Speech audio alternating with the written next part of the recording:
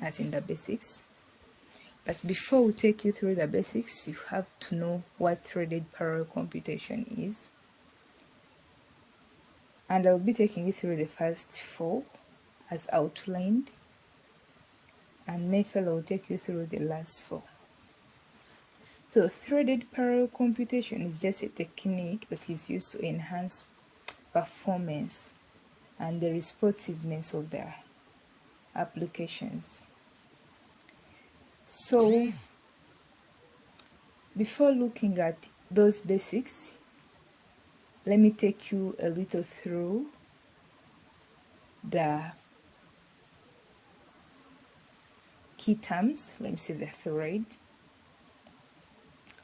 So a thread is just basically a single unit of execution within a program. And for parallelism to be achieved, it can be achieved through the use of threads, which implies you have to use multiple tasks simultaneously to achieve parallelism. So these threads can exist within a process or through a shared memory. So the backbone of multitasking is threads. So meaning we shall look at the multi-threading, which can be the multi-threaded process, to perform those multiple tasks in order to achieve parallelism. So in my next slide, I'll be showing you the comparison between the single-threaded and the multi-threaded. So you can see from the first diagram, it is indicating a single thread that is being performed on a single processor, which can be the CPU. And the following diagram indicates multiple threads on a single processor. So it can be different cores, but within the same processor. So you can see they all share the same memory and they share other resources, but each has its own stack. The registers and the counters are all different. So the beauty of multi-threading, it can perform multiple tasks at the same time compared to a single-threaded process. So allow me to take you through, but before that, I think now you understand what threaded parallel computation is. You perform multiple tasks simultaneously using multiple threads. So we shall look at the benefits of multi-threading, which is used in parallelism. So there is improved responsiveness since the process involves breaking down that task. So it will also depend on the granularity of the problem, let me say the subtasks. So this responsiveness is improved because, let me assume, like an example, if you want to carry out, let me use maybe a chef. If a single chef is to prepare a certain meal, as in it is a single chef performing the cooking by himself, So meaning you will have to carry out step by step, let me say, to cut onions, cut tomatoes, you know, the ingredients by himself. But when there are multiple chefs and they divide that work, the work becomes easier and it reduces also time. So the responsiveness at which the task is done easier. So when you move to the next benefit, it is efficient resource utilization. So multi-threading enables better utilization of the system resources, basically the CPU cores, by allowing the multiple threads to run in parallel. This enables us, like it enables the CPU or the task to maximize the resources that are available. So there is also resource sharing. Since the threads are within the same process or the same core, the same CPU, they share. I already told you they share a memory. So this sharing facilitates the efficient communication and the data sharing within that process. There is faster execution, as I used from the first example for chefs. Since now the work is being divided into multiple threads, so these threads can be executed concurrently, and the total time that is supposed to be used, let me say, as in the first chef, the time which will be used by the first chef, who is a single chef, will be different from the time when these multiple chefs combine the efforts to perform a given task, which is cooking. There is that reduction in the time. So it means there is faster execution. So let's move to the challenges. The challenges, there is increased complexity. So when it comes to writing and maintaining them, the multi-threaded programs, there is more complexity in multi-threaded processes than the single-threaded processes. Then let's move to the concurrency issues. As you know, these issues, there can be the race conditions, the deadlocks, and these arise when multiple threads access the shared resources without the proper, let me say, the proper synchronization mechanisms. So this leads to maybe, let me say, difficulties in debugging the errors. So can move to resource contention. This occurs when like multiple threads are competing for the same resource. So this competition can lead to reduction in performance and also inefficiency.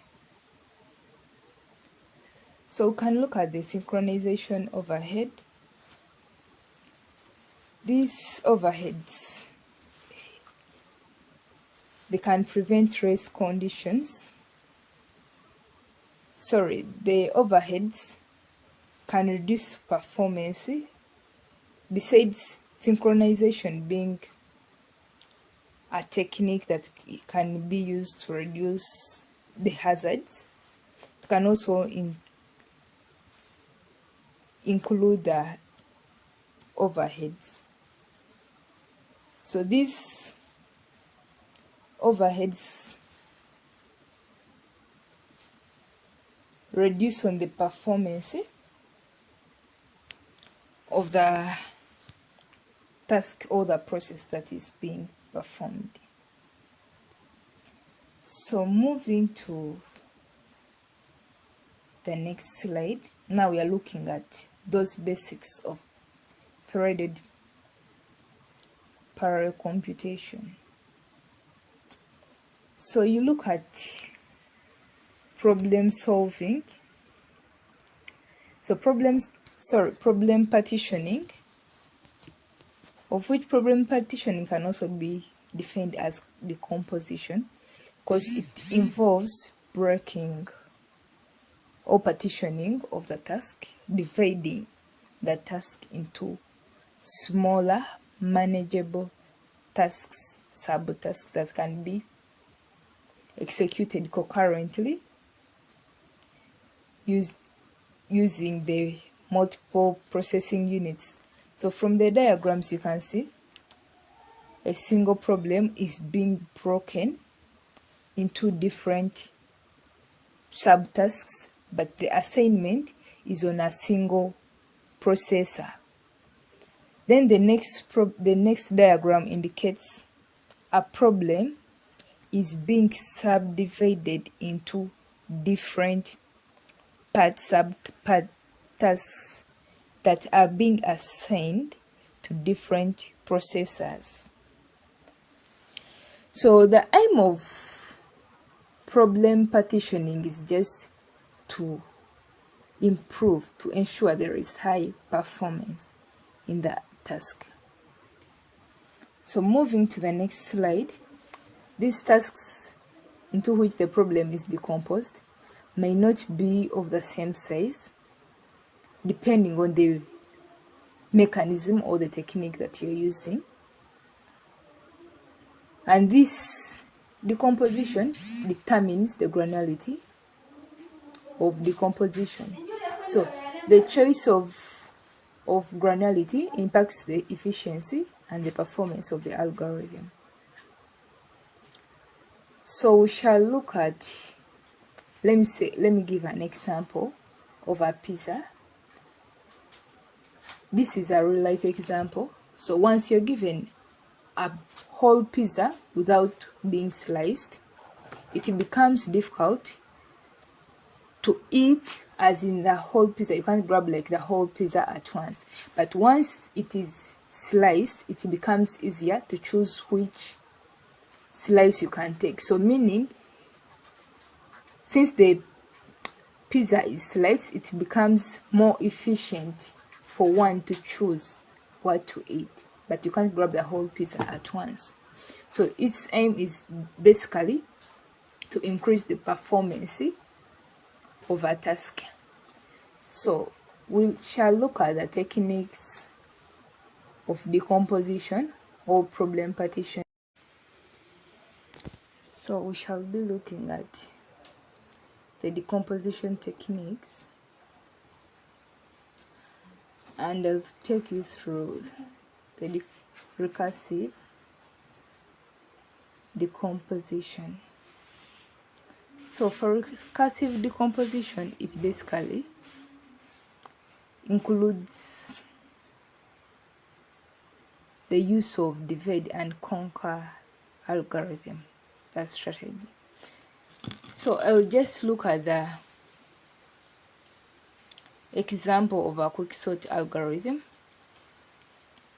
So you can see from the slide, it is simply the breaking down of a problem into smaller, more manageable sub-problems. So we shall look at the quicksort problem, where you can see it is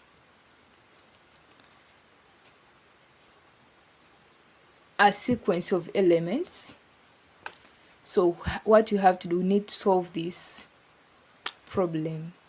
So when you look at this 5, you can see 5 is highlighted.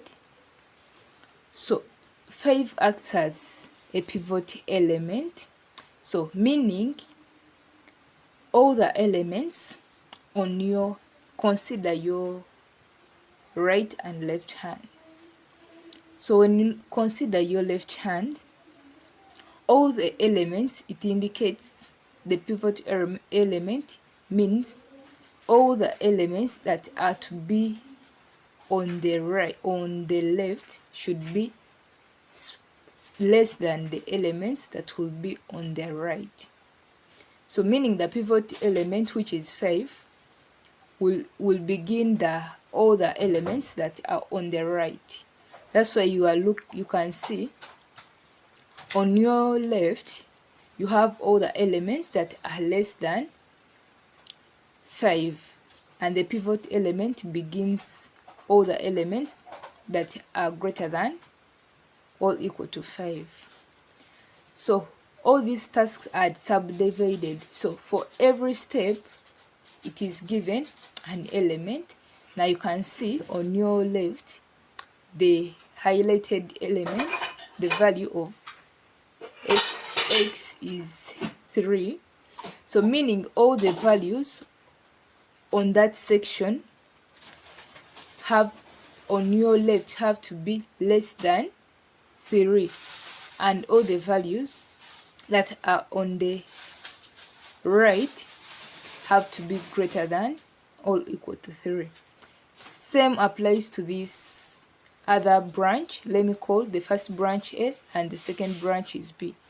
So since our pivot element was 5, that's why you're seeing they are all values that are greater than or equal to 5, and the rest, it is also subdivided into tasks.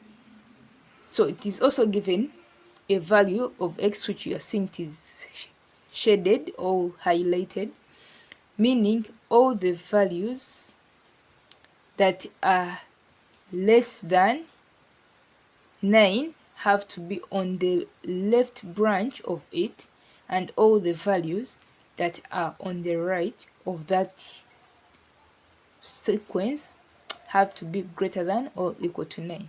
So simply that's how a recursive decomposition is done, as the problem is solved using the quicksort algorithm as an example.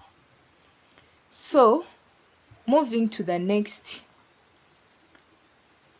mechanism, the decomposition mechanism, it is data decomposition. Data decomposition is just a method that is used for deriving concurrency in algorithm that operate on a large data structure. Decomposition of computations under this technique is done in 2 steps. As you can see, the steps are: the data on which the computations are performed is partitioned. Then, after being partitioned, the data is used to induce a partitioning of the computations into tasks. So you can see the partitioning of data can be performed in many ways. So you can partition the output of data, you can partition the input of data, you can also partition the output of data, both the input and the output, or the intermediate data also. So you can also look at the example as the matrix multiplication. The matrix multiplication, when it comes to partitioning the input, let me say put into consideration a 2 by 2 matrix. You look at a row by column. So the input, when you're multiplying, when you're solving the problem, since you're breaking it into smaller tasks, if you're solving the 2 by 2 matrix, you will multiply the first row by the first column, then you add the second row by the second column. That would be your first task. So you will continue multiplying, that is, as in the input, that's what you're inputting to be processed. So that is what you're feeding for it to be processed.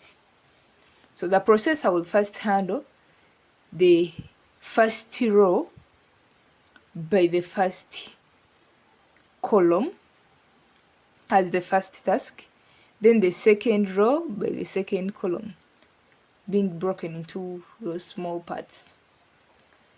Then I'll look at the exploratory decomposition. Leave the members who will be handling this part will explain more about it. The exploratory decomposition is simply the breaking down of a problem by searching through state spaces of a solution.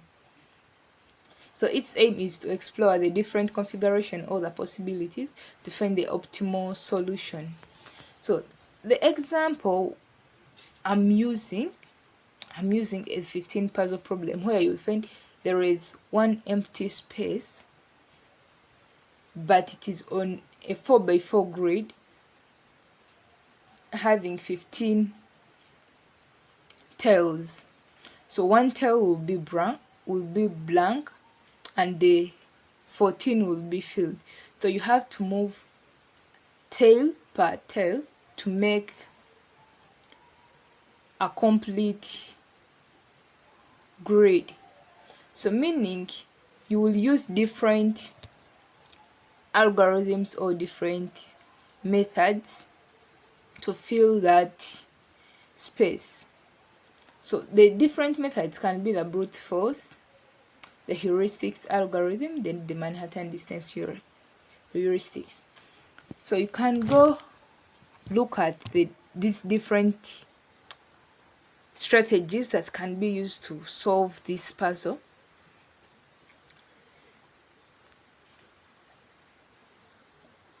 You can look at,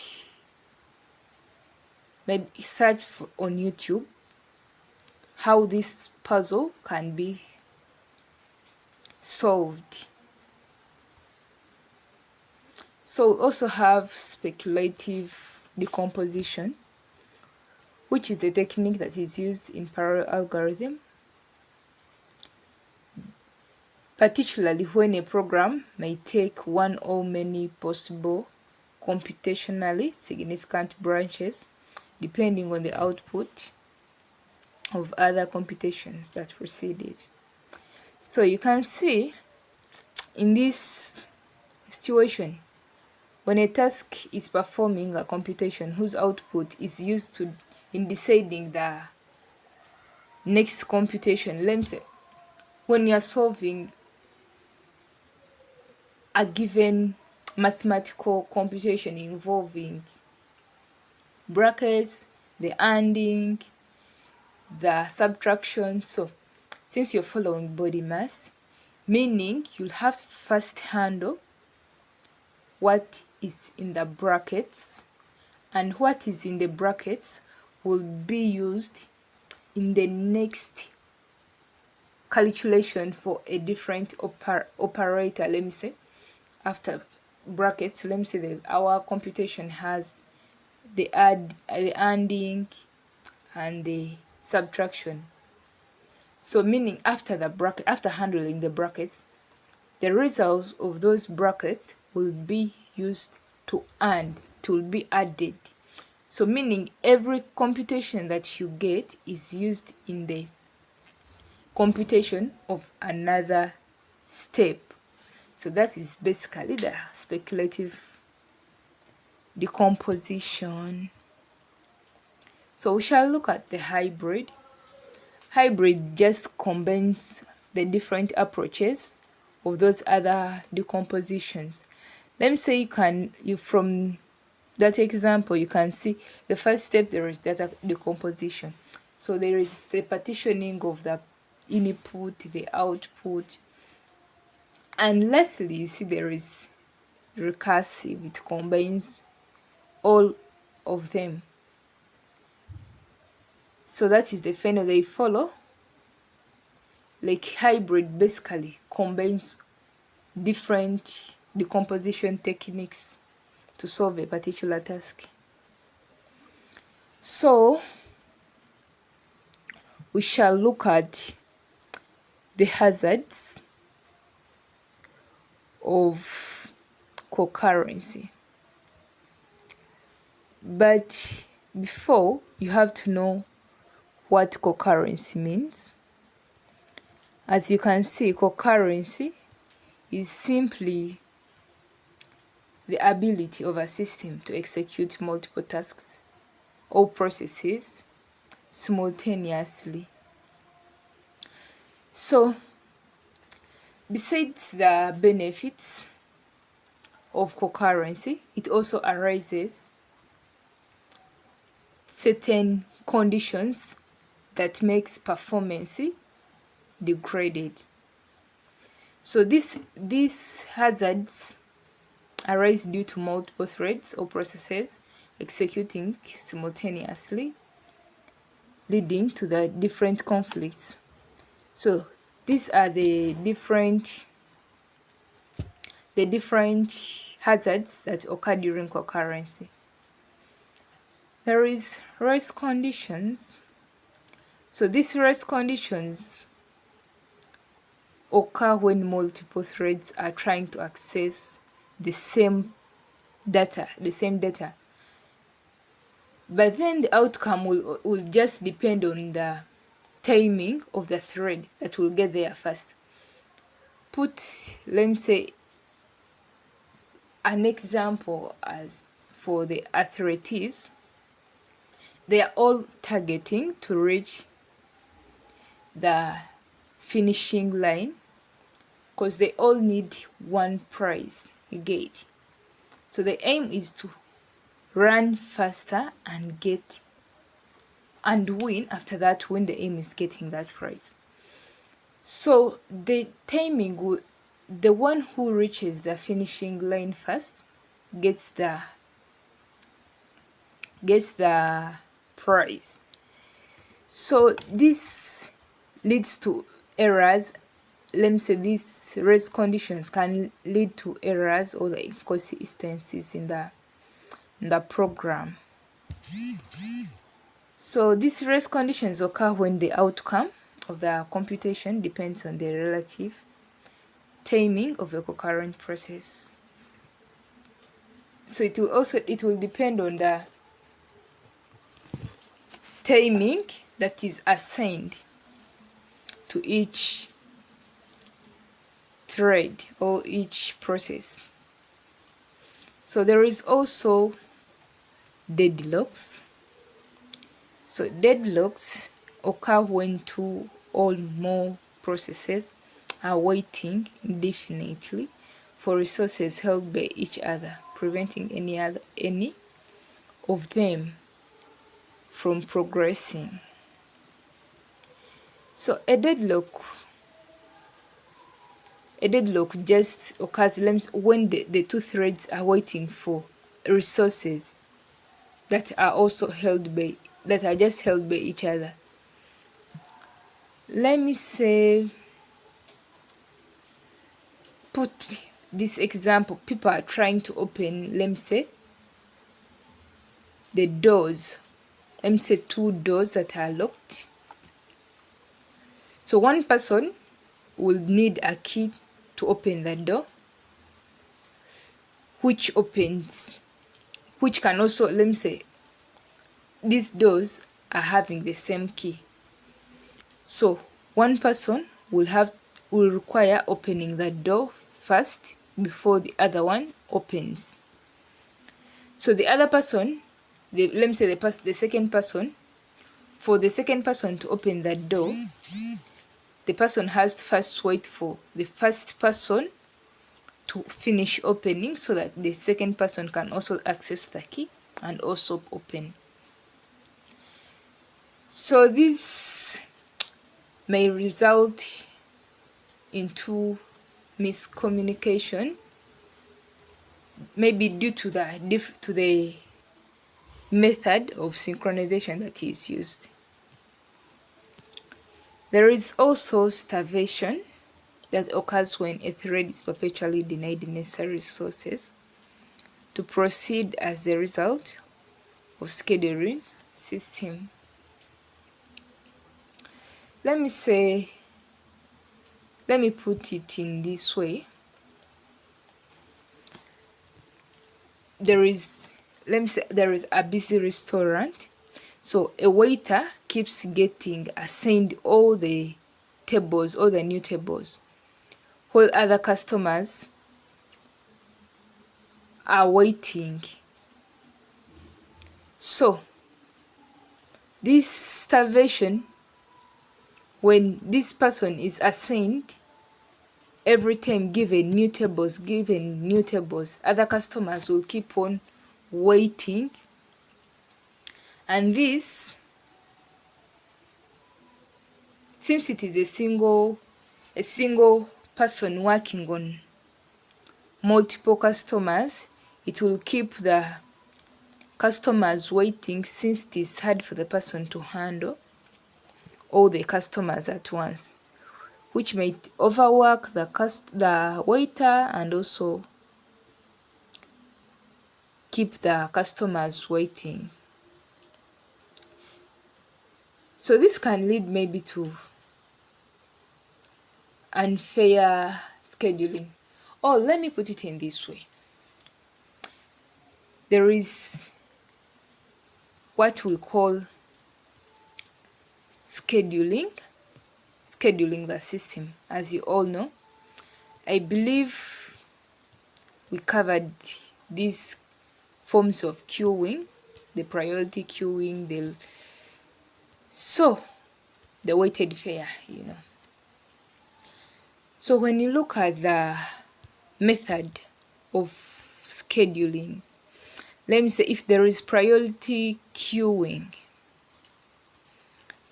meaning only the people who are of high importance, let me say, in this case we are looking at data. The data that is of high importance will overlook the data of low importance, meaning before the priority data is handled, the low data will keep on starving. So in case of, let me say, any technical problem, these low priority queues will not be handled, because the first queues which are of priority, which let me say might be bulky, are not handled to be completed. So unless these priority queues or tasks are handled, the other low priority queues cannot be handled. So also, let me say, using this live example, let me say you all have bank accounts. Imagine you are in a queue and there comes maybe a minister. So I believe you all know they will not allow the minister to sit and wait for all of you guys to complete. What they will basically do, they will pick up the minister. The minister first does what he or she wants. Let me say maybe if you came for a withdrawal or anything, let me say for any services at the bank, the minister will be handled first before all you guys, even if you came earlier, will be handled. So meaning they are starving you people who are of low priority and giving chance to the people of high priority. So that's basically starvation. And then I'll look at the live locks. These live locks occur when two or more threads continuously change their state in response to each other without making any progress. There are different stages of these threads.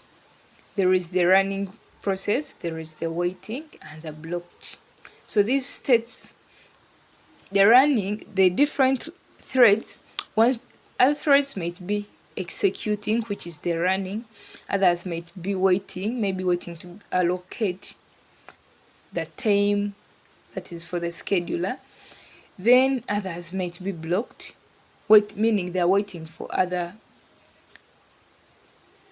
resources, or they are waiting for other operations to finish for them to be performed.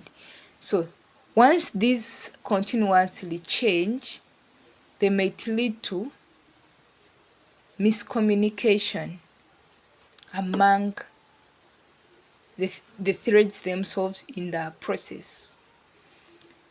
So this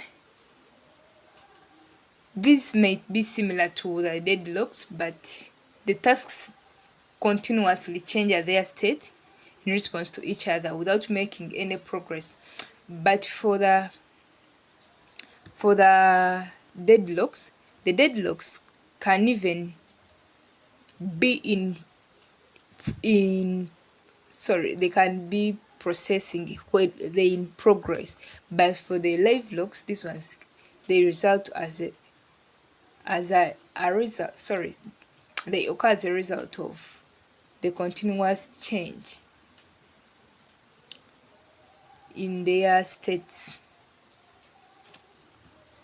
So another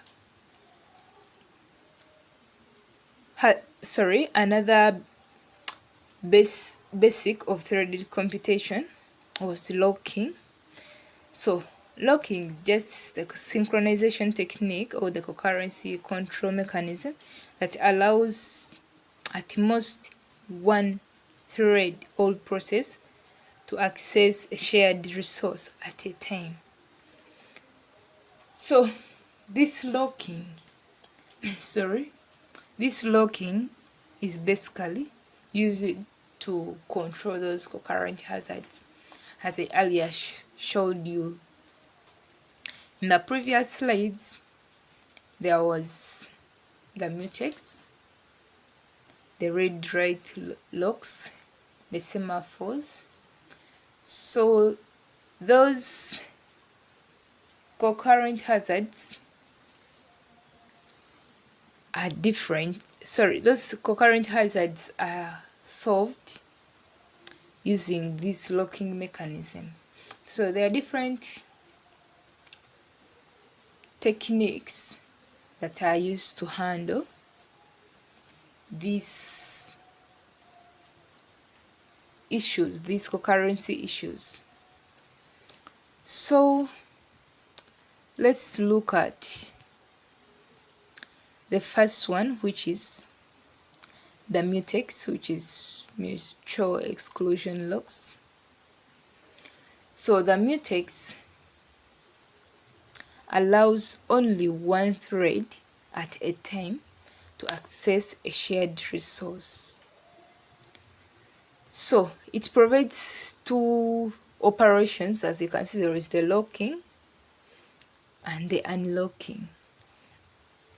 So once a thread is being processed, meaning the other threads will be locked until the first thread has finished performing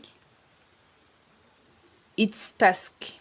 Then once it is done performing, it will unlock for another thread to access the resources for it to perform its given task. There is also the read and write locks. This allows the concurrent read and access to a resource, but exclusive write access. So when you say concurrent read, meaning multiple processors can read, and the exclusive write, meaning only one processor can write at a time. So these locks are normally occur when there is maybe an increment in the read and write. So once there is an increment,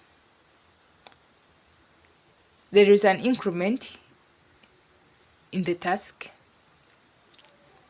meaning one will first be performed and then blocks, let me say, it blocks the other process, and it can only unlock when the other process, the previous process, is done. So there is also the semaphores. This controls access to a resource by maintaining a counter, allowing a specified number of threads to access the resource simultaneously. So this basically allows a given number of threads depending on the algorithm that is used, that is defined. So my last basic will be the locking contention. So the locking contention refers to the situation where multiple threads or processes are competing for the same lock. This leads to performance degradation. So what causes these lock contentions? So I have already looked at what locking is. So this locking contention means the different processes or the different threads are all competing for the same lock. So the cause of these lock contentions is due to the high frequency of access. Let me say there are multiple threads, like multiple threads that are accessing the resources. So the frequency, just the rate at which these threads are accessing a given memory. Then the long lock hold times. So you can see from the locks, it simply indicates the waiting, like once the processes are being handled or the threads are being handled, it is only one thread that is handled at a time. So once these are allocated, let me say, their long awaiting times, it results into this lock contention, since they are all competing to get the same lock. And since this thread is taking long to be executed, it results into this competition. So the coarse grind locking, as I told you, parallelism will also depend on the granularity of decomposition. So if there is a coarse grind task, meaning the tasks are divided but the rate of granularity is big. Let me say, you put this example, let me say the sand soil, sand soil maybe, and loam soil.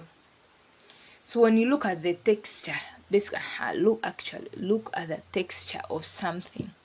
So you find when the other one has more particles, bigger particles, sand soil has bigger particles, and this loam soil has fine particles. They are fine, like they are fair. So the rate at which, if you're to pour water, the rate at which the water will pass through the sand will not be the same. Sorry, let me not use sand. Let me use sand and clay. The rate at which the water in the clay soil will pass through will not be the same at which the sand soil will pass through. So meaning the granularity of a task also determines the rate of parallelism. So if this is coarse grain, meaning the the size of the tasks are bigger, it will lead to slow the rate of parallelism, like the rate of execution, which may bring about the lock contention. So the poor lock management, depending on how these locks are being managed, if it is managed poorly, so it will bring about this competition of these locks, the competition of these threads for the same lock. But this can be solved through the fine graining, that is solving the coarse grain, the lock-free algorithms, the reducing lock hold time, and the read locks. So this is what I had for you for today. Then let me invite my next presenter to take, next fellow to take you through. Thank you. Tracing refers to the situation in a computer system where excessive or more time is spent on handling a system over instead of executing useful work. So this can occur when there is high contention for resources such as central processing unit, memory storage, or this input and output. The example of the tracing is like multiple threads running simultaneously. Imagine a parallel computing system with multiple threads running simultaneously.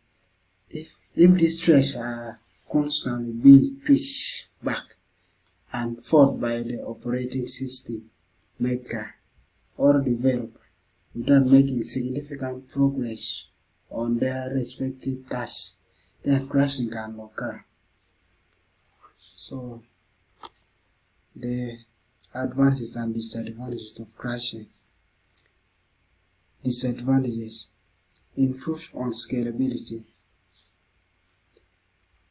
Understanding crashing can contribute to the better scalability of parallel computer systems, allowing them to handle larger workload effectively. And the second one is improve throughput.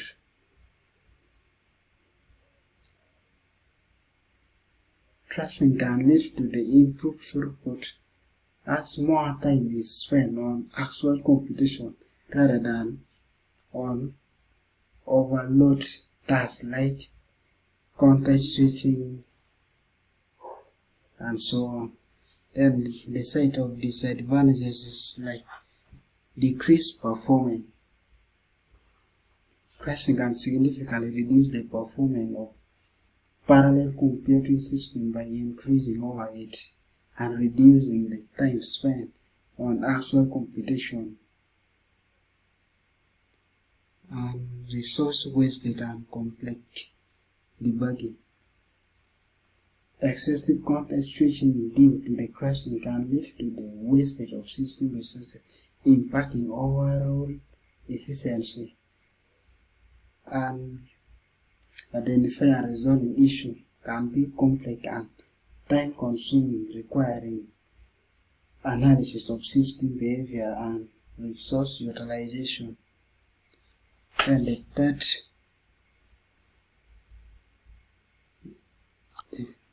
another basic trait of parallel computation is privatization.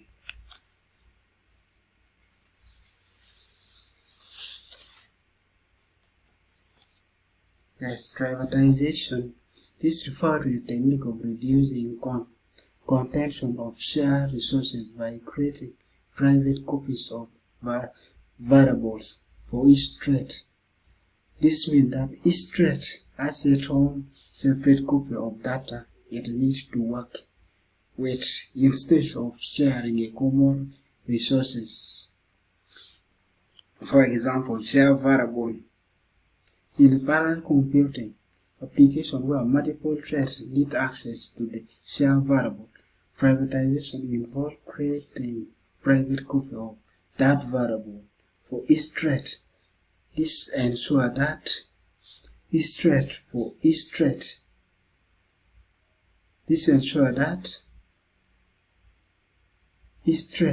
operate on its own copy without interfering with others, thus reducing contention and improving performance.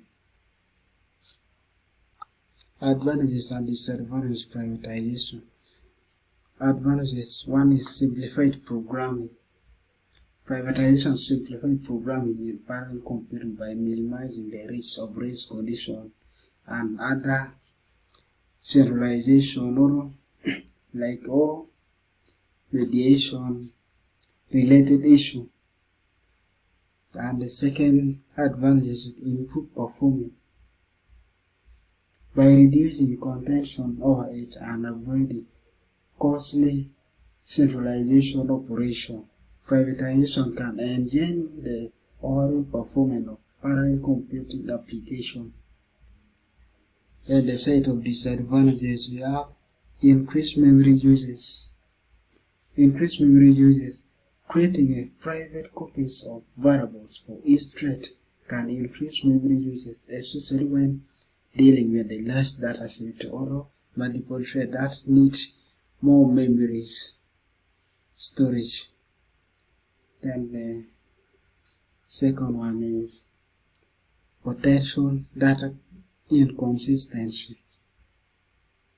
Improper implementation of privatization techniques can lead to the data inconsistencies if updates made by one thread are not reflected in another copy. Then the next basis of threaded parallel computation is fault sharing. Fault sharing occurs when multiple threads unintentionally impact each other performance by modifying different variables that are stored on the same cache line in memory. For example, two threads working on different variables. Imagine two threads working on a different variable that happen to be located on the same cache line. Supposing thread A update variable x, while the thread B update variable x, y. Since y and x share a cache line, any modification made by one thread can invalidate the cache line for both variables, causing unnecessary communication delay or centralization. Then disadvantages and advantages of the fault sharing. One is advantages: efficiency. Fault sharing can sometimes be beneficial if multiple threads actually need to be accessed and modify the same data concurrently. Awareness. Understanding fault sharing shall help developer optimize their code for better performance. Like when you know your code very well and you can make it to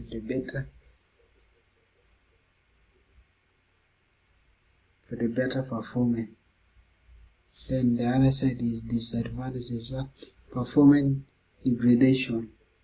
Performance degradation, unnecessary cache invalidation can lead to decreased performance when everything is degraded in the fault sharing. Then the last one is complexity. Detecting and resolving fault sharing issues can be challenging and time consuming, making it complexible for the user. Then the last one is serialization. Serialization, this involves enforcing a specific order or sequence of execution for tasks or separation in parallel computation. By serializing a certain part of the computation, developer ensure that the critical sections are executed sequentially rather than concurrently. The example of serialization is application serialization. In a multiple-threaded application, serialization can be used to ensure that critical tasks or work are executed one after another instead of simultaneously. This can prevent race collision and data inconsistency. Then, advantages and disadvantages of serialization. The first one, simplify serialization or mediation. By enforcing a specific order of execution, the developer can avoid complex serialization mechanism.